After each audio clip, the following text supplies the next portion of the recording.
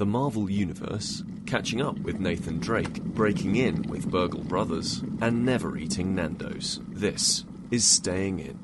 My delay was caused by the train in Macclesfield just deciding to stop and not move for around 20 minutes while I was sat next to a man who smelt like Bisto gravy.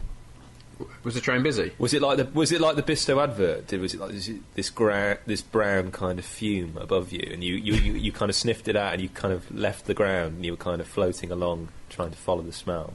Chris, what you're describing reminds me of like a 1950s train full of people smoking cigars and talking about wise guys.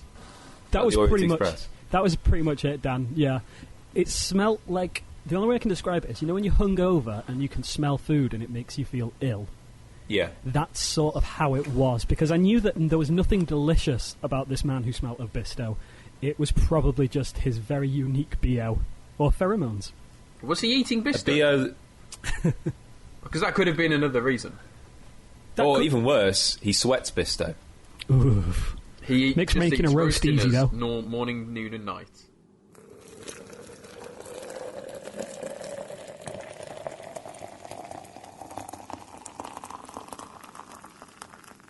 Dan, I heard the other day that you were in Salford and you refused to have a Nando's. Yeah. This is something we've discussed before. I realised that I've just never had a Nando's. I came close once, but I just never had a Nando's, and now I quite like the fact that I've never had a Nando's, and so I want to stick with it and just see. Because I don't understand how you can like not having had something. Because I enjoy I enjoy having the conversation of, I've never been to Nando's, and people go, you've never been to Nando's? I enjoy that conversation, because I can go, yes, I'm special. I do actually have to agree with Dan. I've never seen Avatar all the way through, and I'm quite proud of the fact that I haven't seen Avatar. It's like this weird reverse snobbery that I'm like, oh, I've just not seen it. I'll get around to it. I've never seen The Sound of Music, which my students think is absolutely mad. But that's quite I think, mad. like, that's a big film. Dan, you're a Brummie like me. We're quite stubborn. What we tend to find is if people keep raving about something for quite a while, we're less likely to engage with it. So I've not watched Breaking Bad. I'm about 3 episodes through, but it was just because everyone was raving about it that I chose not to watch it out of some kind of stubbornness. Well, our good friend Sam does that all the time. Decides he's not going to watch something just because someone says... He purposely goes against popular opinion. To defend Sam just for a second, I do find that if you get overly negative about something, Sam can be counted on to see the positive side of things. That's what I like about him. They're the optimists. In the same way, if you're overly positive about something, he will find the negative in it. I think it's like the devil's advocate. I think that it's just as trying to be as objective as you possibly can, really. He's the balance to your humours, Dan. There we go. He is the yin and yang.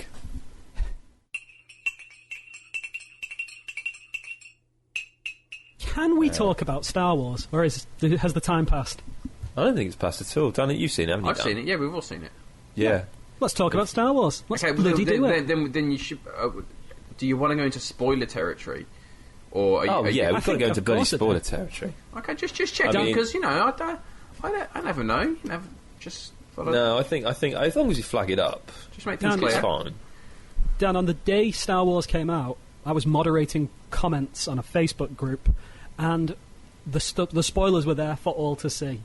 I had to install an app on my laptop that blocked the spoilers, which meant then I couldn't do my job. Oh no, Bruce Willis is dead. What, at the end of Die Hard? It's funny because, like, I'm not a massive Star Wars fan, but I found myself, I couldn't help myself, that it was quite infectious, the kind of whiff of nostalgia when I was in the cinema that kind of emanated, kind of like the Bisto gravy granules of the old man you encountered on that train in Macclesfield. And I found myself getting swept up by it. And it was weird to kind of get nostalgic for something that I never really had a romantic attachment to. See, I had the opposite effect, because like the first film I remember properly going to see in cinemas was A New Hope. I wanted to go see Space Jam, but when we got to the cinema, my dad said, would you believe it, they were sold out of tickets for Space Jam.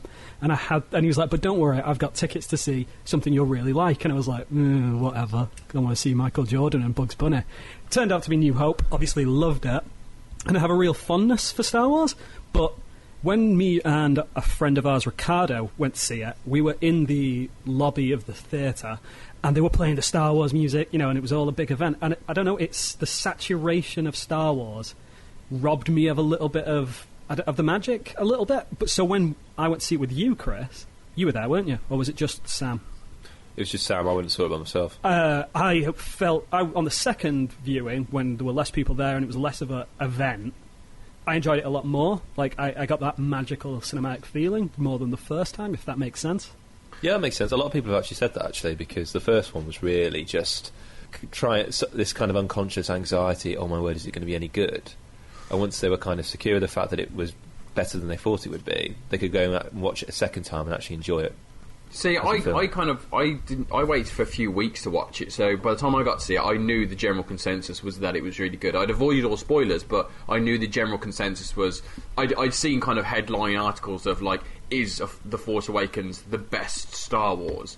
Is it better than Empire? So I knew it was always going to be hitting a high bar. I mean, I've been a fan of the series for many years. I wouldn't say I'm like an uber fanboy or anything like that, but I've been a fan of it. And I wasn't detesting all the prequels and stuff like that. They were rubbish films, but that's about it. I don't feel offended by them like some fans would. And I think for me, the nostalgia aspect of The Force Awakens, the nostalgia aspect was nice. I liked it, but it was probably strange enough, and I'm probably very much going against popular opinion. The nostalgia aspect was probably my least favourite part of the film. For me, it obviously had all the nostalgia from Star Wars, but it was just a really good, fun action-adventure film based around kind of what you get from action-adventure films in the modern era. That's what you get, and it ticked all those boxes. It was really good fun, really good characters. I found myself, when you had scenes between Leia and Han Solo, it was nice to see them, but I found myself kind of, let's go back to the other characters. I'm having much more fun with them than I am with the characters that I know. The only old character that I really enjoyed was Chewie, because Chewie's always great. Exactly. To play devil's advocate for a second, though, and I think Dan, when you said that nostalgia was probably not the weakest element of it, but it's certainly something that you spot. Like, essentially, it was A New Hope. You know, it was a stealth reboot of A New Hope, almost. Yeah. Do you think... So let's look at something that Star Trek fans said when J.J. Abrams rebooted Star Trek, that it wasn't Star Trek, he just made a Star Wars film, skinned with Star Trek, if that makes sense. And do you not, like, if you look at it, they're quite similar in that he knew the elements that fans liked, like people like lightsabers, people like Kirk, people like... You know, you've got to have a Star Wars villain who wears a mask and is intimidating. Stormtroopers are a bit incompetent. You know, to take it Star Trek, Vulcans. You know, like those elements that you expect, almost like punctuation in a franchise.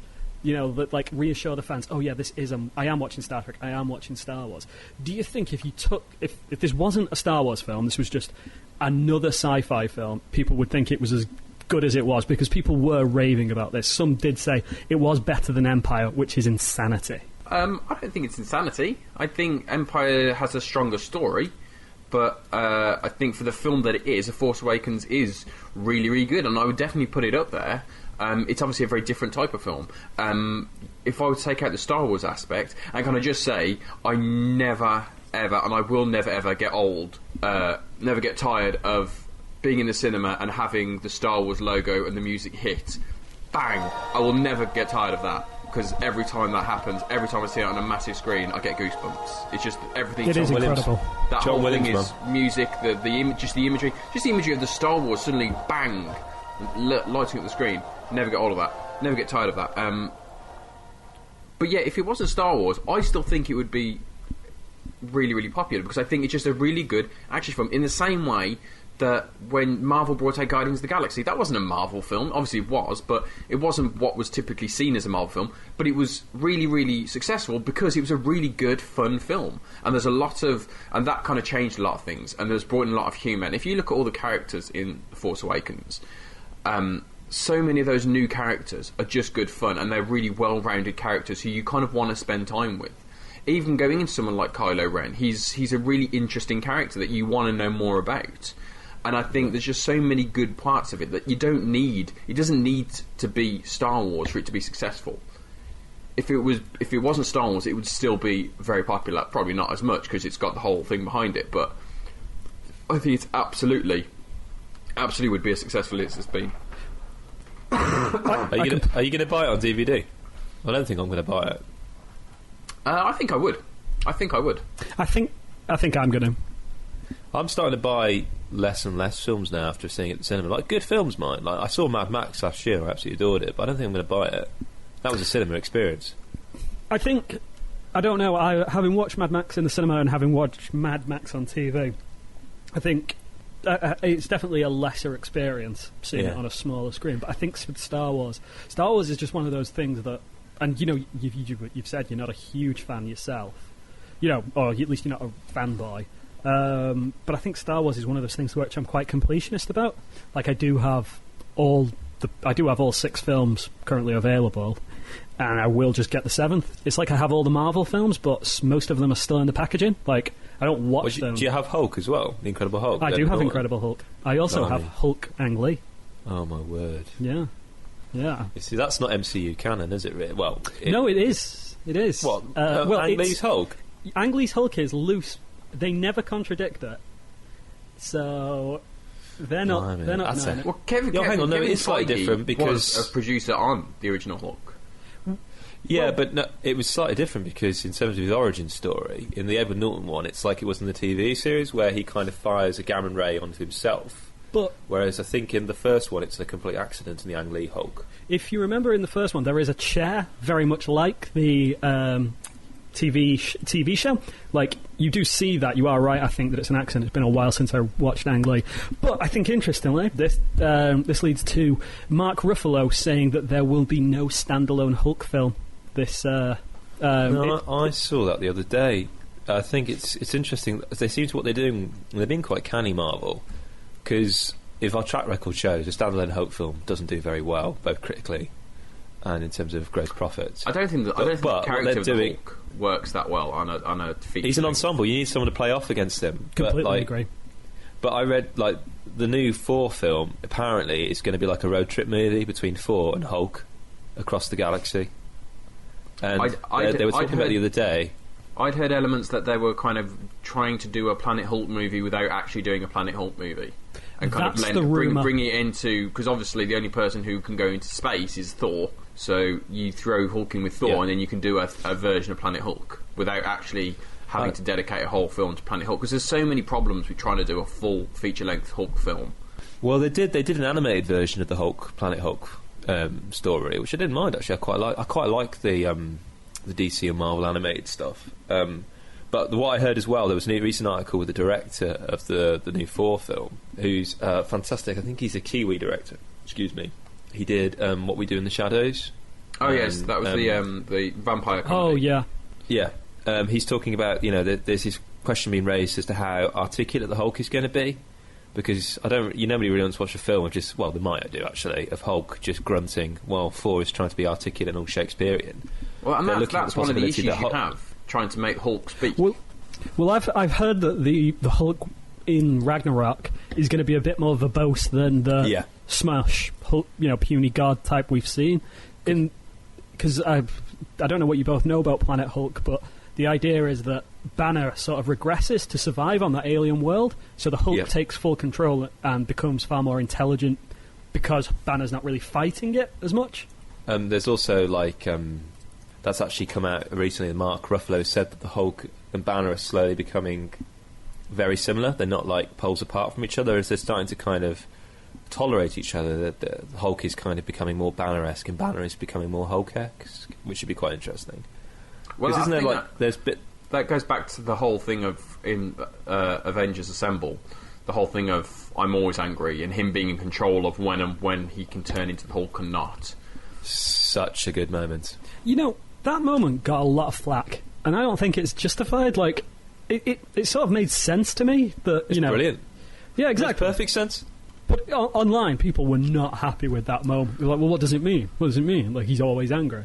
Well, it just fundamentally changes the character, doesn't it? It fundamentally changes the fact that he's not in the fact that he's in control of the Hulk kind of goes against what the Hulk is about. It's about him trying to fight against this other side of himself.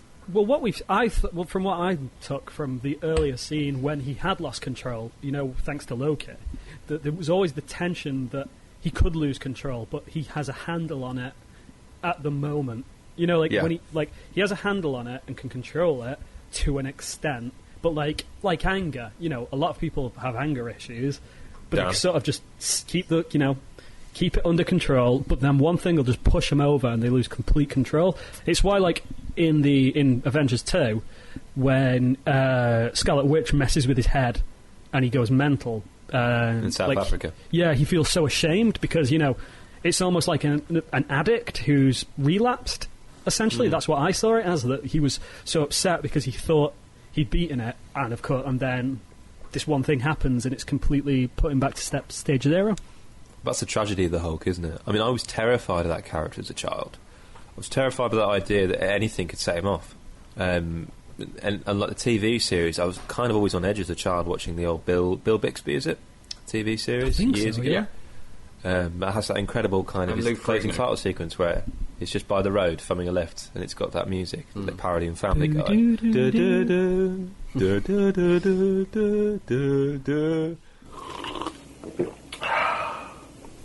So I just finished watching recently Jessica Jones, sticking in all things Marvel, and I rather quite liked it.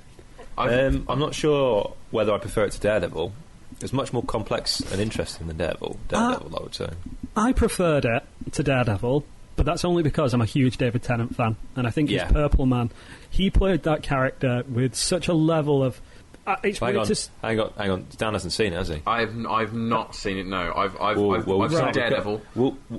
We'll stick a pin in this, then we'll come back to it. Well, Daredevil 2, Dan. Have you heard about the new Daredevil 2? Yeah, I've heard all about Daredevil. So Daredevil, I'm all about. The Punisher and stuff like that. Is Wilson Fisk appearing in second series? I imagine so. He was because he was too good a character. He made that series. He really did. He was literally in all the Marvel films and everything. He was the first actual proper villain that you kind of like. Yeah, you're an actual villain as opposed to everything else.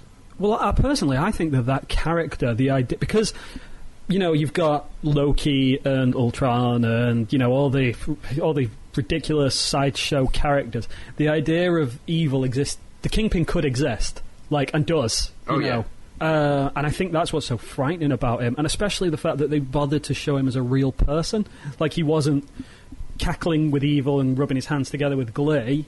Yeah. He had relationships and he had motivation for these for why he was the way he was. And I think that there's something compelling about that character. Like, if we look at the Affleck film, where I think the Kingpin's the strongest part of that film as well. Michael Clarke Duncan, the late great Michael Clarke Duncan. Indeed. In fact, he was, honestly, he carried that film on his extremely broad shoulders. Although Colin Farrell as is it Deadshot? Yeah. Bullseye. No, Deadshot. Bullseye, that was it. Sorry, mixing up my universes. Yeah, I remember watching that as a kid in the cinema, and everyone quite liked Bullseye. With his head tattoo, or scar. Yeah, bizarre scar. No, I mean, at the risk, I'm not spoiling anything down by saying that David Tennant's villain is...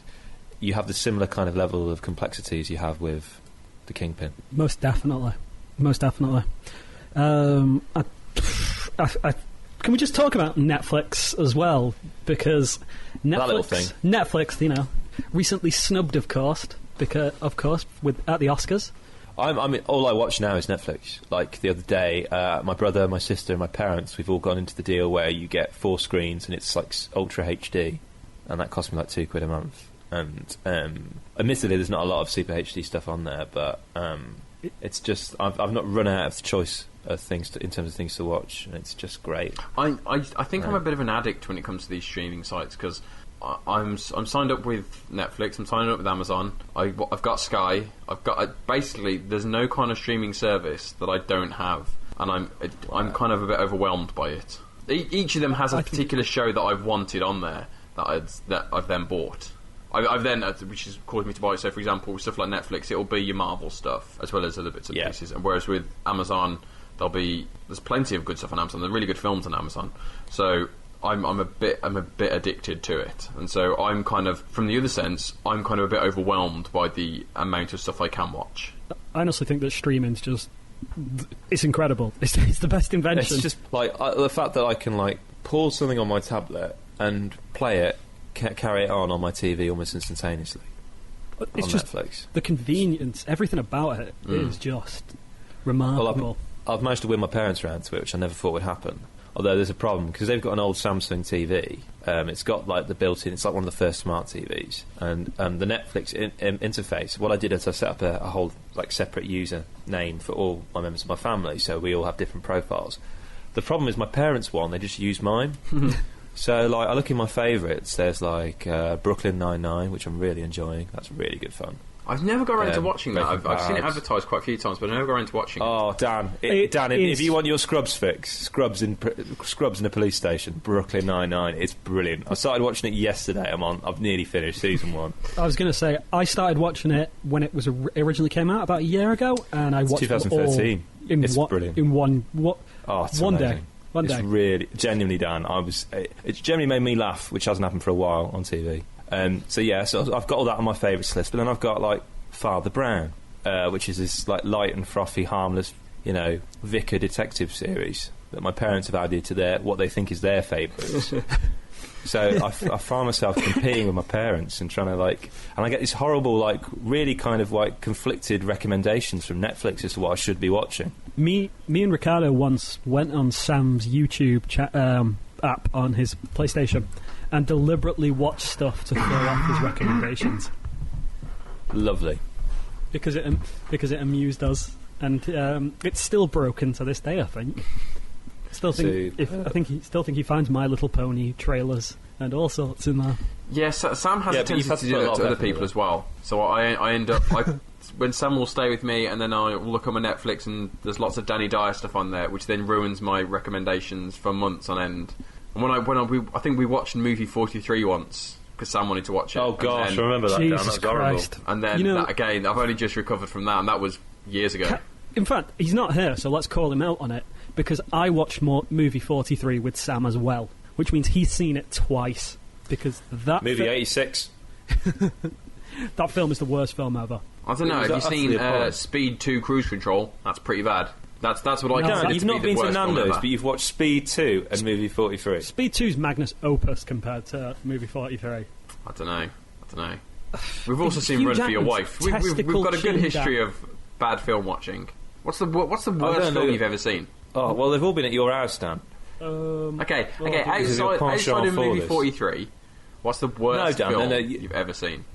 The times when we've stayed over at yours, and you Monster Bed, the bed that eats. Or is it just the bed that eats? It's a 1960s horror about people who sleep in a bed and it eats them, as the name suggests. It is honestly up there in terms of... It's not funny bad. It's just dull. At one point, a man lies in it he's testing the bed, and he puts his hands in it. And when he pulls them up, they're just skeleton hands. And he spends the rest of the film with skeleton hands. And no one ever questions, oh look, you've got clearly plastic skeleton hands. It is utter dross. is it a bunk bed? It's not. It's a four-poster bed that looks like... Honestly, it looks like it's a proper gothic bed. And for whatever reason, it doesn't move. Everyone knows it eats people, but people keep on having sex in it and then falling asleep in it, and it eats them. Classic error. What about you, Chris? That's up there. What's the worst film you've ever seen? Oh, Can you beat Monster Bed? Worse. Or can you beat Speed 2 Cruise Control, the film called Speed, about a cruise liner that just goes really, really slowly through the entire film, including at one point going really, really slowly into a city. Movie A film so 43 bad was- Keanu Reeves wouldn't go back for it. Oh, Aside from movie 43, I had to take my brother to the cinema when we were kids, and he wanted to go and see the Pokemon movie, and I had to sit through that. That was pretty bad. You sound like you're still I really scarred by tuned it. out of that. I can't remember a lot of it. I kind of tuned it out, I suppose. I once Cancelling. watched an Italian animated movie about the Titanic, which was basically the plot of the film and the real life events, except for the iceberg was thrown into the path of the Titanic by a group of sharks who had who planned it as an insurance scheme, and then at the end, the giant octopus that they tricked into throwing the iceberg at the ship saved the people from drowning, which I thought was incredibly disrespectful, and everyone lived happily ever after. That was pretty bad, I'm not going to lie. There is another terrible film I've seen. I don't think we should stick on the terrible film subject too much longer, but there's a film called Dr. T and the Women, starring Richard Gere and many famous lady actresses, as opposed to male actresses. Lady actresses. Lady actresses. Such as Helen Hunt, Laura Dern, Kate Hudson, I think. And the story is Richard Gere plays a gynecologist who all the women love, and so they all want him to be their gynecologist. And it's all about kind of his relationships with women and whatnot. And I don't mind spoiling this because it's a terrible, terrible film. The film ends with him kind of having a row with his on-off girlfriend. He drives out into the rain. He gets caught by a hurricane. The car gets swept up in the air. He gets dropped in the middle of the desert outside of this hurricane, at which point he's outside of a little shack, which he walks into, where a young lady is giving birth. He then gives birth to the child, looks at it and goes, huh. And the film ends. It was one of those films where you kind of think, did someone seriously just kind of take something and then just write the last few pages of this, because it's so beyond comprehension compared to the rest of the entire film. I highly recommend it. It's great fun. Have either of you seen Tiptoes? No. It's the film where Gary Oldman and Matthew McConaughey play a pair of brothers. Obviously. But Gary Oldman and Matthew McConaughey are dwarves. Oh. Right? But Matthew McConaughey isn't short. He just calls himself a dwarf because his parents are dwarves. And he brings his girlfriend back to meet them. It is the most awkward film I've ever watched in my life. Why do you guys put yourselves through these things? Because it was on a movie podcast that I like, which I recommend to everyone. How did this get made? It's incredible. All right, okay. It's all... What about then? Let's save ourselves. Okay. Before we move on, let's just save ourselves and save our reputations. Let's face facts. What's your favourite film? What's your favourite film and the best film you've ever seen? Because they may not be the same thing. Oh my word! Favourite film is The Thing. Oh, good go, good call. My favourite film is. Your favourite film was The Thing. My favourite film's The Thing. And your best film is the best film I've ever seen. I'm trying to think of it. Ghostbusters. I would say Ghostbusters is a perfect movie. I know that's a really strange thing to say, but I think Ghostbusters 1 is a perfect movie and an example of how to make a comedy. I think the film that my always go-to film, film that I just love, the best film I've ever seen is probably The Usual Suspects. Okay. Just because it is just a masterclass in script writing. It's so meticulously constructed. It's Bryan Singer's best film, and Chris McQuarrie as the writer is just superb. The film I always go to, and I always look at this in terms of the film I've watched the most, and that's maybe not intentional, but just by serendipity. It's always, when it's on, I've just stuck with it. If it's been on TV, I'll just watch it all the way through, and it's a bizarre one, but I remember seeing it at the cinema, and that's Tim Burton's Sleepy Hollow. Oh, I love that film. 1999, so 17 years old, and I can just watch that any time, and I don't know what it is. There are a lot of better films out there, like The Fellowship of the Ring, for example, Aliens, but for some reason I've watched that more than any... Like Little Miss Sunshine, that's another good one in my collection. Sleepy Hollow. What about you, Danny boy? For me, my favourite film... Movie 43. Not Movie 43. Danny Dyer. Triangle. I often refer to it as the best film ever made because it is, in some ways, the best film ever made. Hang on, Dan. I'm going to guess. I know what it is. Is it A Few Good Men? Yeah, it's A Few Good Men because it's the best film ever made. It's the greatest film ever made. A Few Good Men? A Few Good Men starring Tom Cruise, Jack Nicholson, Demi Moore. It's just phenomenal. I've watched that film more times than any other film. I know most of the words from it. It's just a truly, truly great film with some of the best and in the right order. Scenes and kind of interactions between characters and performances. It's amazing. The best film I've ever seen. I think it's quite nice. And best film I've ever seen, because I'd say it's the best film I've ever made. I've seen a better film. And it's up there with my favourite films, is The Assassination of Jesse James by the Coward Robert Ford. That's a beautiful looking film. I wouldn't say it's necessarily my go-to film. No. It's a film that ever since I saw it has stayed with me. And every time I go back to it, I'm just kind of taken aback by kind of the majesty of it and the gorgeousness of it, and throughout, I mean, the performances throughout. I mean, I know with that film, Casey Affleck always gets all the praise. For me, Brad Pitt, I think, is fantastic in it. I've never been as scared of a character as I am of him in that film, who I feel can just kind of snap at any second. That's quite simmering under the surface, and then at any moment he could just snap and kill you. I think he's brilliant in it, and that is definitely both one of my favourites and the best film I've ever seen. And Nick Drake's score for that. Gents, do yourself a favour. You go on YouTube afterwards and you type in the Assassination of Jesse James music and a track called A Song for Bob. It's the last track on the album. It's absolutely stunning. Absolutely stunning. I'll have a look.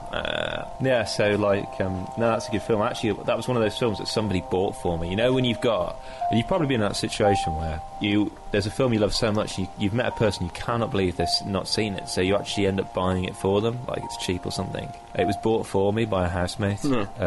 She just said that I'd really like it, and she bought it for me, and that's one of the reasons I've kept it, actually. I got a new board game the other day, lads. What's your new board game? It's called Burgle Brothers. Okay, before you tell us what it happens, can we guess what you have to do in it? You can guess what you do, even though the name pretty much creates itself. You play as two bandits, much like Home Alone, and you have to break into a house using cards that you get given, and you have to think of an inventive way to get into the house. Okay. That's my random guess. What a random guess. A random stab in the dark. I'm going to say it's a two-player game. Whereby through a combination of dice rolls and card powers, you navigate a board in order to steal the most things from a house. Interesting, guys. I like the idea that you've both plumped for the idea of the house, like a quite domestic thing. But actually, what you are, it's a 1 to 4 player game. And you are an elite team of thieves, and you're basically breaking into a building, and you've got to work your way through 3 floors, find the safe, crack it, before any of the guards on each of the floors catches you. And you've each got specialist skills, and it's quite cool. You know Forbidden Desert? Like, remember when we played that? Yeah. You've got that grid of tiles. It was like a grid of like 5x5 tiles, which you don't know what's underneath them. You have to flip them over. Well, you've got 3 sets of those. Each one's a floor, and you've got each floor's got a little guard on it, and you flip over a card which tells you where they're going to head towards next. So you know where they're going, and you have to try and, like in a Metal Gear Solid fashion, try and avoid them. And you that sounds work together as like a team. it was made for you. Oh, it's brilliant! Honestly, I love it. Have you played it yet, Chris? I played it with my parents. Yeah, I think they enjoyed it. I think it's one of those games, I was talking to Sam about this the other day. He said it's one of those games where you really need to, and I think this is where you in particular, Tom, would come into this. You really need to live it. Yeah. You have to be the Ocean's 11 kind of thing. You really have to kind of live your role. So my dad was the acrobat, which meant he could sneak past the guard. My mum was the safecracker, and I was the hacker, so I could hack into the computer systems. Do you play games with your parents a lot? Those kind of games? Whenever I go down there, because I was down there because I'm on the board for a theatre company down there, and when we have board meetings and board away days, I'll go down there and I go and stay with my parents. So yeah, they're massively into them. It's actually because of them that I've kind of gotten into them. And they don't just play like Monopoly; they play the big titles. They've got things like Ticket to Ride, Settlers Catan, and they play with their mates as well. And we all get together and just game constantly, basically. I remember what all the Christmas was. We used to play like board games when I was little, but those board games were usually trivia based. So it would have been Game of Life, or that's not trivia based, but Game of Life, or we had one called just Game of Knowledge. I don't know if you remember that. It was called Game of Knowledge, and it was set around the solar system. So you had to. There's a huge spiral on the board, and you each split up into all the different planets, and each planet was a different topic, and you have to answer all these questions. And in the same way as Trivial Pursuit or something, you had to pick up like a counter from each of the planets to get to the end. But yeah, we always used to play we'd play Monopoly, but we'd just play those kind of games. And I think kind of when we've been kind of with my wife's family, we've played a lot more trivia stuff, and that's kind of been where we've kind of edged towards. It's only really been with friends that I've kind of in very recent times, in the last year or so, that I've started to kind of try out new different types of games, like your more narrative driven games, whether that's a board game or something like Settlers Catan, or stuff like Pandemic I played with you guys, or even stuff like Resistance and stuff like that, which is a really, really fun game. I've only ever played those with friends, so it's interesting to see you kind of from a family dynamic and with your mum and dad play those kind of games. Yeah, my brother and my sister as well. Like, I mean, my sister and her boyfriend, they've been like playing like Carcassonne together, like online. And my brother and his girlfriend, they play board games as well. It's this interesting kind of like, there's been this really interesting renaissance in board gaming. Like, I've become quite obsessed by it. Like, when I was living in Chester, there was like, I bought so many games from this local dealer. There's this great board game shop in Chester, Tabletop Games, absolutely amazing. And like, I've just kind of become quite addicted to it. I'm actually going to take the Resistance into one of my drama workshops I run with students, because there's elements of deception there and role playing that I think would be really useful for them, and they'll be able to read each other's kind of body language and things like that. And I think they'd really enjoy that, because they're playing those sorts of things as well. They're not just playing like Cards Against Humanity, they're playing titles such as these, that demographic, which I think is really interesting. Well, I think it's funny you mentioned Cards Against Humanity, because I think we've all played it. And I'm not sure how much you guys would play it now. I mean, I found out about Cards Against Humanity couple of years ago, and I kind of got a copy before it was even available over in kind of the UK. So I got it. The first person I played it with was you, Dan. I like to introduce it to my friends. I think with Cards Against Humanity, the problem I have with it right now is that when we played it, Kris, on New Year's Day, still hungover. Yeah, I've played it with so many different people now, with so there are only so many cards in that pile, and I feel like I've heard all the jokes, and it doesn't all really the combinations. It doesn't shock me anymore. And I think that with that game, it is about kind of the shock value of seeing a card. So once you've seen it, you know it's there. You're not as shocked. The game I think I've played with both you guys. I've played Super Fight with you both. Yeah, that's brilliant. I really like that game.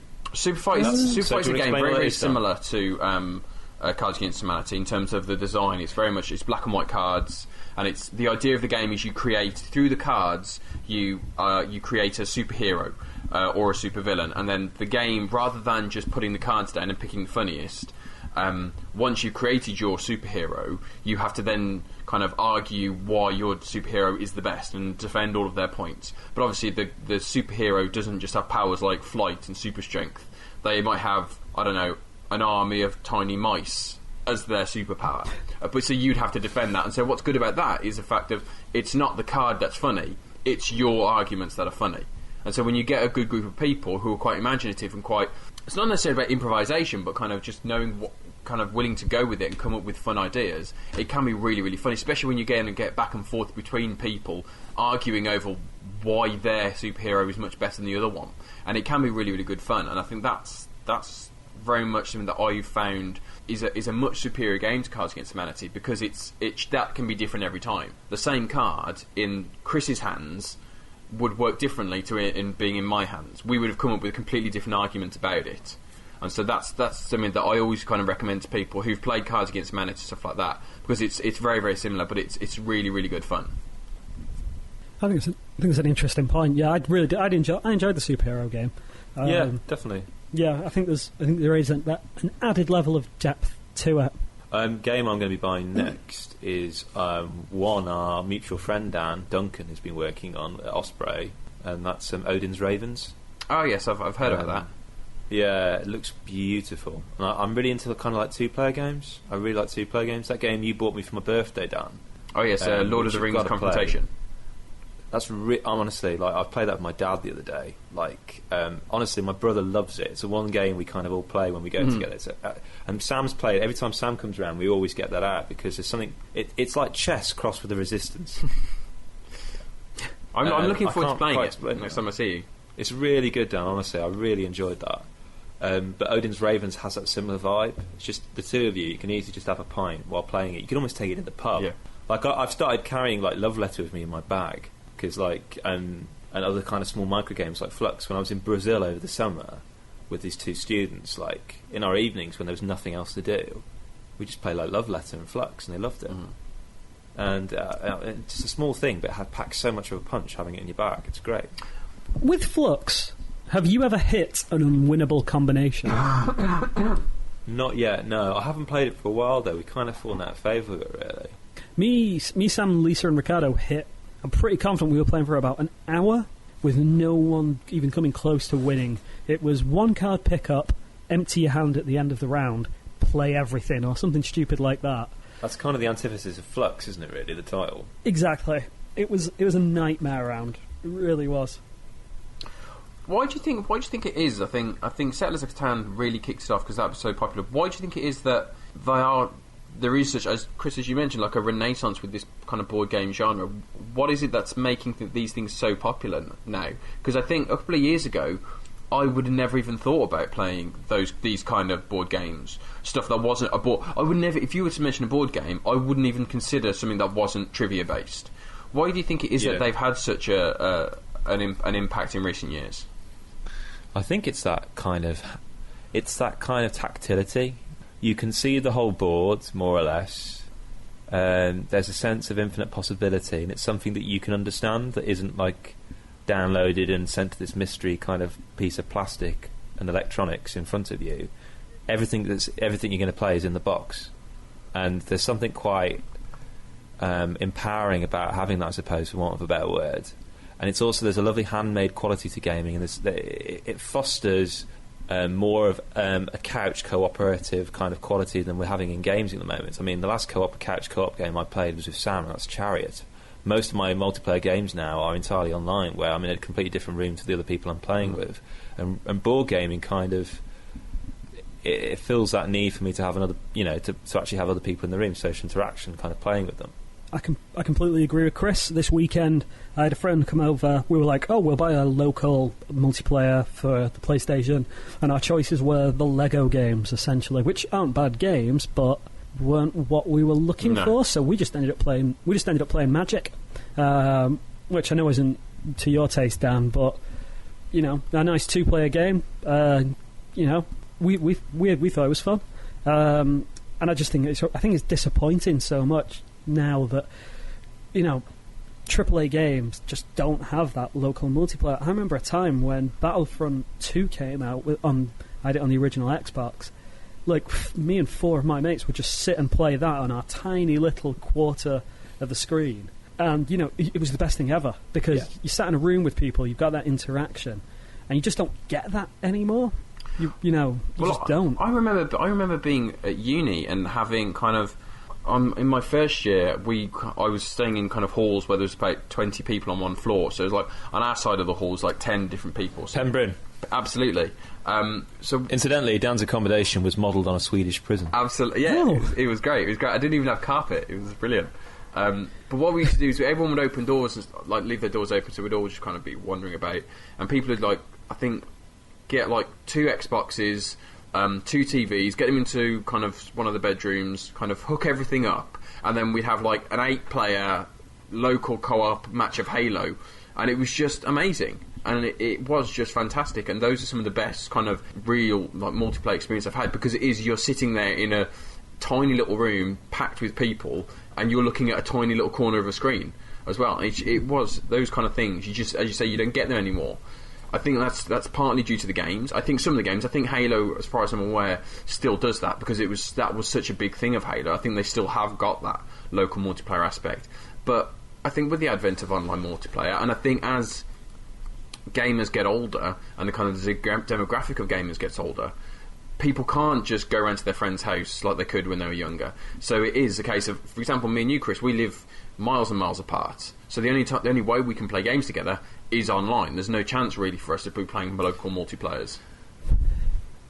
No, I agree. I mean, remember that moment, Dan, when we were around at yours, and it was great. We were playing FIFA, a game I don't usually play by choice, but I really enjoy playing it when you're in that couch co-op mode. Yeah. Help ourselves to a few cans in your fridge. I mean, with your permission. Yeah. And it was lovely. The 4 of us just drinking and playing FIFA together. Yeah, FIFA's one of the few games that has maintained it, I think. Yeah. I think what I find quite interesting about that is as well, and it's really weird when you think about it, that online multiplayer is supposed to be this make new friends, meet new people, but people don't. When they play online games, they play with the people they know, because that online experience is toxic at times and can be quite upsetting. I remember when, back in the mid-2000s, when I was massively into World of Warcraft, I had 4 mates and we just played together all the time. And then a couple of years ago, I thought, oh, right, I'll go back to World of Warcraft to see how the environment's changed. Really enjoyed all the changes in gameplay. Got to the point in the game where you need to team up with other people, and they've made it super easy to meet new people, through the the party finding system. I was like, oh my god, this is so much better than when I played it. I was in my first dungeon with someone, and we died, and I was the healer. And I got a private message from someone saying, I am going to stab you.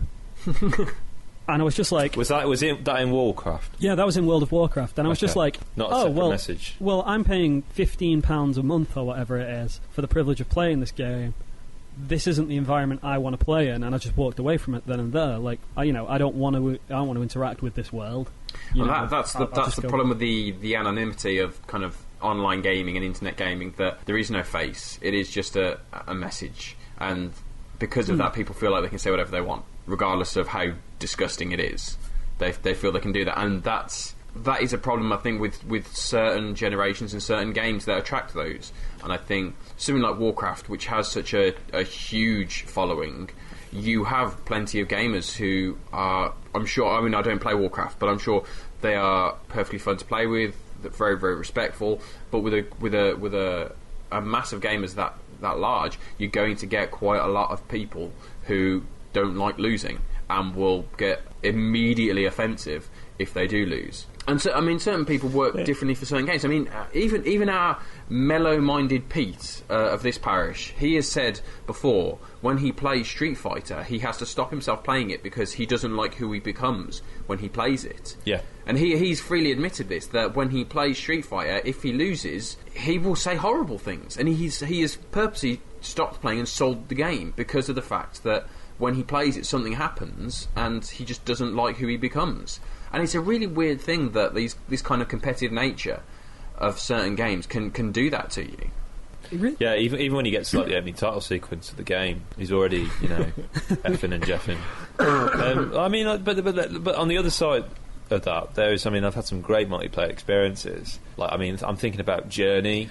That was extraordinary. I was just about to ask Chris, is it Journey where the other player couldn't talk to you? Yeah, but also me and Sam a while ago, we did an experiment where we managed to, by fluke, both get onto the exact same server in Journey, so we could actually walk together and talk to each other on Skype. And we wanted to kind of just gauge, what the difference would be, other than just being able to hear each other, and kind of would that make the journey more significant if we could actually talk to each other as we were doing it. Did you not? Again, though, it goes to our point that you tailored the online experience. Oh, of course, and I do that all the time. Like, when me and Dan have been playing Grand Theft Auto 5, and with Pete last week, where we stole the airplane? Yeah. And there was that beautiful moment where it went off without a hitch, Tom. We got onto the plane. We're about 99% of the way through the mission. Dan's piloting this incredible monstrosity. We go to land.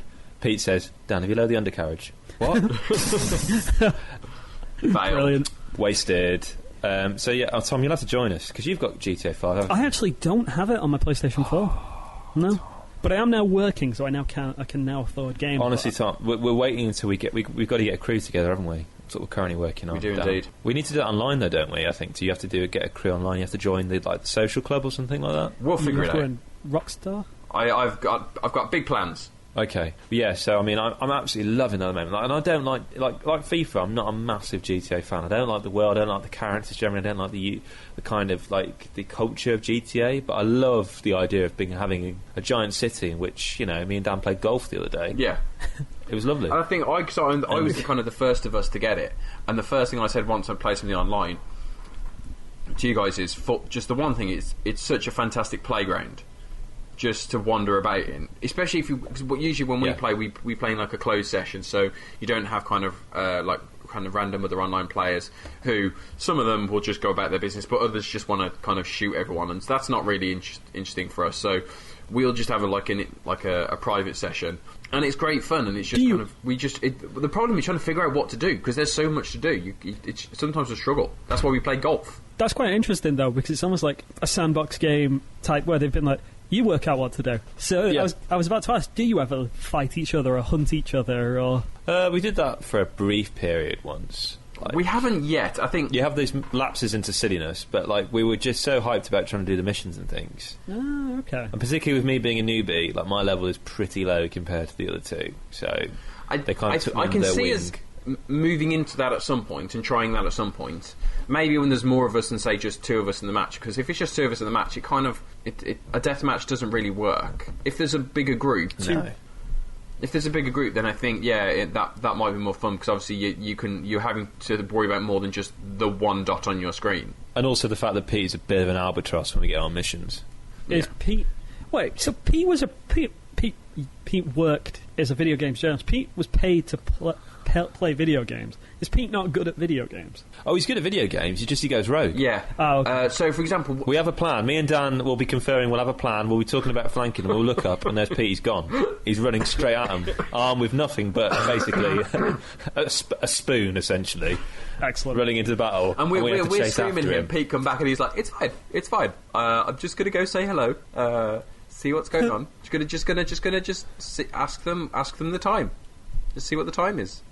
And then, Just a loose cannon. there'll be other ones like so. There was one where we had to steal the plane. The one that I originally broke. We tried it again. We stole the plane again. This time Pete was piloting. Within 3 seconds of taking off, all I heard Pete goes, "Barrel roll!" and barreled into the sea. And then cried a little bit.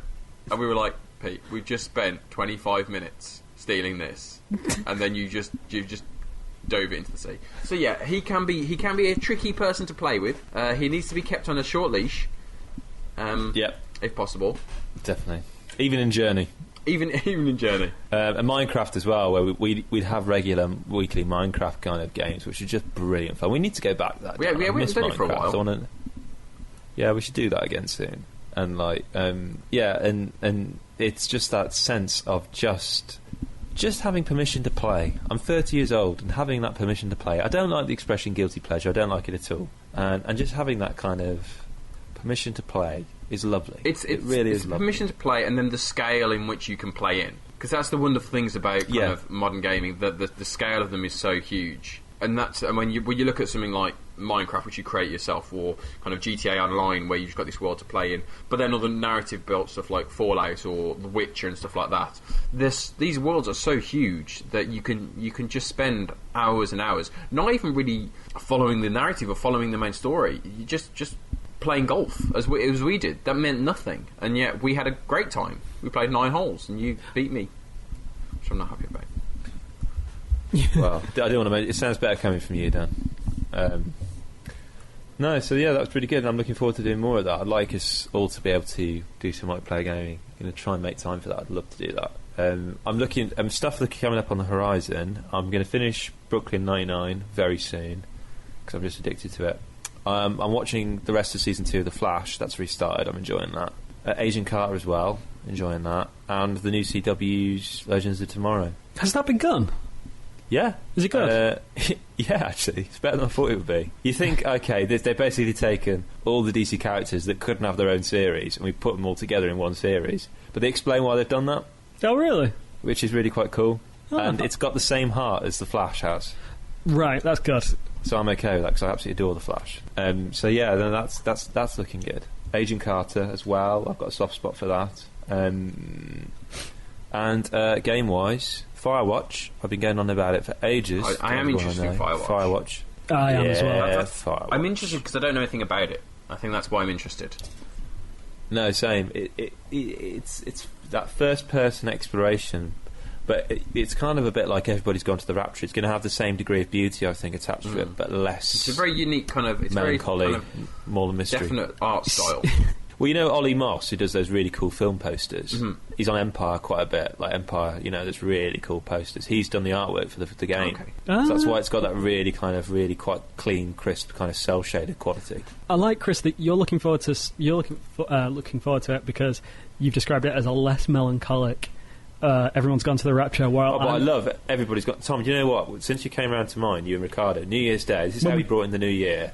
My brother and his girlfriend went off into town shopping. Me, Percival and Ricardo stayed in and just pretty much nearly completed Everybody's Gone to the Rapture. I was just addicted to it, absolutely. And I've not carried on with it, Tom. I'm waiting for you and Ricardo to come round so you can we'll finish have to it come off. round and finish it because Yeah. honestly, that game was incredible. But I was just going to say that you described it as a less melancholic Everyone's Gone to the Rapture. I'm going to describe Firewatch as a less frantic Until Dawn. You see, I've not. Ricardo's going to lend me Until Dawn. Yeah, So, you have to play that. I know.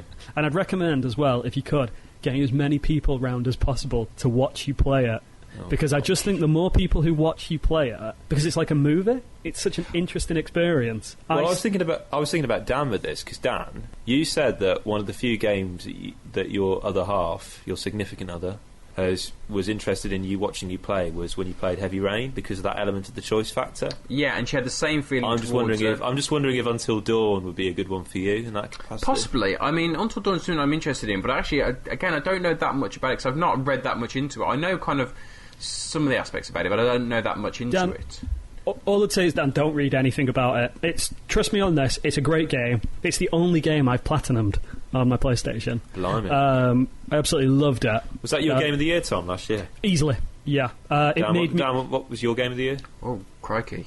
There we go. Well, you going about what's the best film I've seen ever. I'm only asking you to name your favourite game of the last 365 days. Premiership Manager 2015. Well, you know, to be fair, Football Manager 2015 was pretty good. The issue I have is I don't know, only for the fact of I don't know which games that I've played that came out last year. Because I don't... Oh, don't worry about that, Dan. Just the games you played last year. I'm not worried about it in terms of... Because I don't play games of the year that come out because I'm a tight arse and I get every game second hand or I borrow it. Then I'd probably say... Probably Rocket League. Okay, cool. Rocket League... I've not played that yet.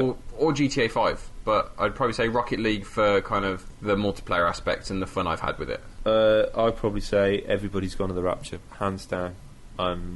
Beautiful, beautiful game. I'm trying to work out if I played Dishonored last year as well. I don't think I did. It may have been the year before.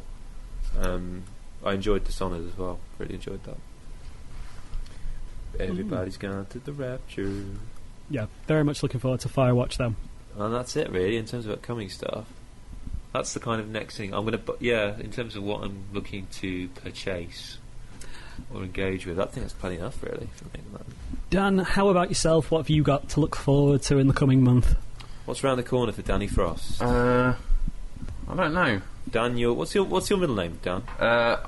Daniel. Daniel Frost. Daniel Raymond Joshua Frost. Raymond Joshua. Although I don't technically know if Joshua I should still use. That was a confirmation name. It was in my name, but it's not. I wouldn't sign it on a document necessarily. What's a confirmation? It's a religious thing. I went to a Roman Catholic primary school, so you have there's a few kind of things you do. You do Holy Communion and you do confirmation. It's kind of a confirmation is kind of Communion 2.0, basically. The beta. Yeah. So yeah, the communion is beta. After a couple of years, you're like, yeah, we're good to go. Let's move into alpha. Confirmation, and you get you have another name at the time and blah blah blah. Cool. But that's Raymond. Tom? What's your middle name? William. Oh, is that what you T.W. Percival? Yeah. It all finally makes sense. Now it makes sense. The planets have aligned. Okay, sorry Dan, I was sidetracking. What are you looking forward to? What's coming up for you? What's on the horizon for Daniel Frost? Other than your upcoming... Well, you're 30 soon, aren't you? I'm fairly soon. It's welcome to... You're nearly at level 30 with me and Pete. It's speedily coming Happy up birthday to Dan. coming up the track. It gets better, Dan, don't worry. I don't know what I've got. I don't... Because I don't buy anything when it comes out. Actually, no, I'll get Uncharted 4 when that comes out. Yeah, that's a good shout, actually. I've actually got the HD collection, and I've just completed the first one again. Which, by the way, I played it really on a really tiny TV. On a relatively big TV, it's so much easier to complete because you're guaranteed headshots pretty much every time. Because there's less effort for your kind of controller to move around the room. You know, you can't just point it a little bit; it shoots to the top of the screen. Now that sensitivity's there, but now you've got much more of a canvas to play with. So it's really kind of I'm much more finesse with it. So that's really good fun. So yeah, that's. I think I'm going to probably even though I've played all the Uncharted, I'm probably going to get the HD collection as well. So I think Dan, honestly, you won't regret it. Honestly, it's really good. Those are some of my favourite games. I got it with my PS. I'm tempted to get that. I'm also tempted to get the remastered Last of Us because that's the best. That's my favourite game. Do you know what? I've been tempted by that, but that was such a tense experience. Honestly, you want a stiff drink after your first 5 minutes of playing it, and you play it in 5 minute bursts because it's so unbelievably tense. I always got annoyed because when I first played The Last of Us, I wanted to kind of go through and be like, you know what, I'm going to take this really slowly and really stealthy. I'm going to try and play it as if I want to see how far I can go without dying, as if it's in the real world type thing. And basically, I got really annoyed because not far into the game, there's basically a kill room, which is the idea of that room. I think is just to teach you how to deal with different types of enemies. But because there's so many different types in the room, you're basically going to die about 20 times before you actually pass That big blob thing. Yeah. And it was really annoying because I was like, I was doing so well, and then like doing so well and just picking things up from a distance, all that stuff, and then you just dropped into a room that you can't escape from, and yeah, straight away you're just dead. But I'm tempted to get that because I love that game so much that even though I played it, I think it deserves a second playthrough because it was so good. It is the assassination of Jesse James of games. Indeed it is. Indeed it is. It is the best game I've ever played. Wow. Although I still need to get Phantom Pain. I still haven't played that. Oh, do you know what? I've forgotten about that. Oh my word! What am I talking about? Firewatch and Uncharted 4 for? I've still got to finish GTA 5 and then move on to the Phantom Pain, which I do have. On a shelf. A light and frothy title. So I've got to play Ground Zeroes first. Yeah, I've got Pete lent me his copy of Ground Zeroes, so I don't know how I could lend it to you. I've got Ground Zeroes. That was on PlayStation Plus recently. That won't take you long. That won't take you long at all. Ground Zeroes. But don't have to play. Doesn't Peace Walker lead into that? Not really. I'm going to do what Sam did because I bought for the PlayStation 3. I bought the Metal Gear Solid HD collection, and I started playing Peace Walker. I didn't like it. It clearly felt like a game that wasn't designed for console. Yeah. It was designed for a handheld thing. So what I'm going to do is what Sam did and just watch all the cutscenes on YouTube because people just stitch them together in one giant 3.5 hour film, whatever long it is. Yeah. So I'll probably do that. I don't think you need to know Peace Walker. Okay, well then maybe I may take a gander. That one. Yeah, listen to Jack Bauer as Snake. Yeah. This month I learnt to tie a bow tie. Oh, congratulations! I went to an event where I had to wear a bow tie. So obviously, usually you just get a clip on. I was like, you know what? No, I want to get a proper bow tie and learn to tie it myself. And I taught myself and I learned just so at the end of the night you can undo it and it can just hang down like the cool guys do in the Rat Pack films. Very suave. Yeah. Well done. I look pretty good. So that's what I've accomplished so far this year. I'm off to a good one. Kris, I meant to tell you, by the way, I watched The Danish Girl the other day. Oh, is it any good? It's all right. It's worth a watch, definitely. But I must say, when I was watching it, I was like, who does Eddie Redmayne remind me of pre-transgender? I was like, it's Kris. Oh my word, what a compliment. Yeah, I think he looks absolutely gorgeous as a Danish girl. It was that delicate particular manner that was just like, it's Kris. I'm secure. It's fun. I really like Eddie Redmayne. Like I saw. What did I see him in? When I was on the flight to Brazil. We had on The Theory of Everything. Yeah, that's an extraordinary performance. It's very good. That he's Oscar-winning performance in Theory of Everything is quite astounding. Yeah, you know, his performance is less good in Jupiter Ascending. I was about to say Jupiter Ascending. Weren't people talking about they should take the Oscar off him because he was in Jupiter Ascending? I think he got a Razzie Award for it, or he was nominated for a Razzie Award. He was definitely nominated, whether he won or not. Yeah. Well, you have that sometimes. Like Sandra Bullock was nominated for a Razzie and an Oscar for Gravity the same year, wasn't she? She went and collected her Razzie, didn't she? I think she's one of the only people to actually collect it. So was Halle Berry as well, nominated for an Oscar and a Razzie, and again. That was. I think that would have been for Monster and. Catwoman was definitely the Razzie because Monsters Ball. Monsters Ball, yeah. Yeah, Monster was the Charlize Theron. Charlize Theron got an Oscar for her performance, I think, didn't she? Yeah, I think she won the Oscar, I think. I'm really gutted because I'm a big fan of Mark Kermode, and I am in complete agreement with him that the best film of last year was Inside Out. That was my favourite film of last year. That was a great film. I adored that film. Yeah, but it was never going to win. It was never. Why? But why was it? No, because the Academy is run by people who've been doing this for years, and they just. Not that it matters. It's just a silly bit of brass. Exactly. But I suppose it's the principle of the matter, really. It's just politics, isn't it? And It's sad, but the way it is. Which I know sounds awful considering the wider implications of that. Unfortunately, and I think there is always going to be a childish aspect to animation that prevents even great films like Inside Out winning those awards. I think if an animated film is going to win, it's going to have to be an adult animated film. I think the film that came out, I'm not sure. Well, mind you, didn't that was for an animated feature. Studio Ghibli, Spirited Away won the Oscar, didn't it, for Best Animated Film? Yeah. Yeah, I'm sure Inside Out was it nominated for Best Animated? Oh yeah, it's been nominated for Best Animated. But I'm just talking about Best Film, because obviously an animated film is going to win in Best Animated, animated feature. How are you all doing on the Oscar film list? Do you try and watch all the Best Picture films? I used to be like that, but I've stopped. I think it's Netflix again. Like, I'm going to the cinema less and less. I went to see Star Wars just because, well, it's Star Wars, and it's a world event, and you've got to somehow feel like you're a part of that. And before then, it was probably Mad Max?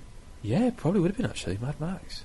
I like to really seen many films at the I cinema. like to try and kind of watch the Oscar kind of nominees if I can. Only for the fact that I don't go to the cinema that often, so I don't get to see all those films. So obviously, when it comes down to DVDs, there's such a wealth of films you can watch. Do you think, you know what? Let me focus on ones that I know are going to be good. So if I look at what got nominated for an Oscar, I know I'm at least going to be in relatively good territory there. I'm not going to be something that's going to be really, really crap. So I can focus on those. Yeah, I'm not going to like them all. And then you're tricked into watching, Birdman because it.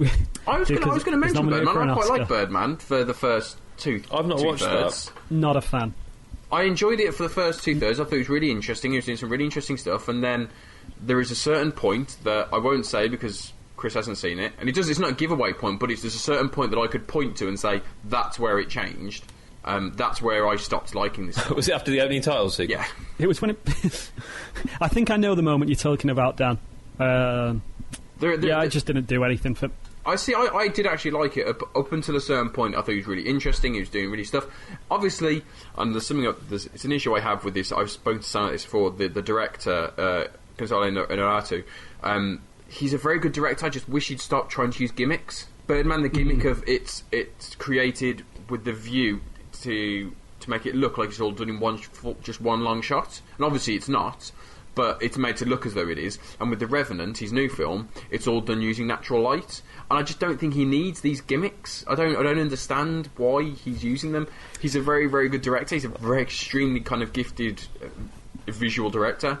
You don't need these gimmicks. It just kind of annoys me. It's nothing else than just a bit annoying. One person's gimmick is another person's style. I mean, I think he's just trying to put like a sense of verisimilitude on it all. Well, people were saying, weren't they, about Birdman? Oh, well, it's just like a stage play. It's one it's the one continuous shot. It's the opening of Goodfellas. There've been loads of films like that. And it's just like, the best film of last year by far was, and I can't believe I've forgotten the name of it. Oh God, I can remember the name of the other song. The drummer, Whiplash. jazz drummer, Whiplash. That was a good easily film. The best film. The closing of to last that year. film, the last 10 minutes, is just incredible. Agreed. And you find your feet tapping as you're watching it, just the rhythm. I went to see I went to the cinema to see Whiplash, and me and my wife, we were going to go and see something else, I think, but I couldn't get tickets. So I said to us, I'll tell you what, we're going to go to the cinema, but I'm not going to tell you what we're going to see. Okay, I'm going to get tickets. I'm going to pick something, and we're just going to go there. Okay, you have to trust me. So after a while, she's always very particular about what films she goes to the cinema to see. She likes going to the cinema, but she only wants to go and see certain things. So eventually, she agreed, and we were nearly late for the film. So literally, we sat down as the film was just starting. So the first thing that comes up on the screen is the word Whiplash, and that was the first time she knew this film. And she would never have gone to see the film. She said that afterwards. She says, I would have never gone to see that film. I don't want to go to the cinema and watch a film about drumming. However, it was brilliant, and it was just I absolutely love that film as well. It's just kind of it was just, I think, for J.K. Simmons, I think his character's so hideous. He deserved that Oscar. He's so hideous. That was Staying In with Tom Percival, Daniel Frost and Kris Darby. If you enjoyed this episode, please leave us a review on iTunes or wherever you get your podcasts. Visit stayingin.podbean.com for more information and links to the comics, games, movies and more covered in this episode. And you can find us on Twitter on @StayingInPod. Thanks for listening.